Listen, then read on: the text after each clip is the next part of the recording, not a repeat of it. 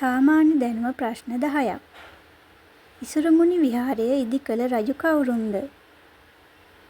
දේවානම් පියතිස්ස රජු. අනුරාධපුර රාජධානියේ අවසන් රජු කවුද? පස්සන මිහිඳු රජු. ගවරුවක් දක්නට නොලැබෙන සඳකඩ පහණ නිර්මාණය කර ඇත්තේ කුමන යුගයේදීද? පොළොන්නරුව යුගයේදී.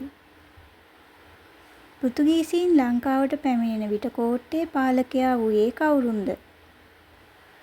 අටවන වීර පරාක්‍රමබාහු රජු. මහා පරාක්‍රමබාහු රජුගේ දෙමව්පියන් කවුරුන්ද? මව රත්නාවලී දේවිය, පියා මානාභරණ රජු. දුටුගැමුණු රජුගේ ඇතාගේ නම කුමක්ද? කණ්ඩුල හෙවත් කඩොල් ඇතා. ලක්දිව ප්‍රථම සංදේශ කාව්‍යය කුමක්ද?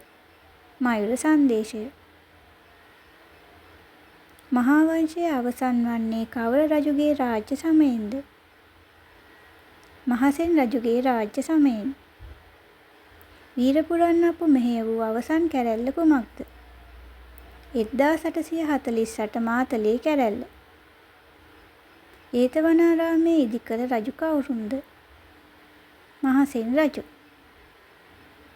නවතම සාමාන්‍ය දැනීම සමගින් නැවතත් හමුවෙමු.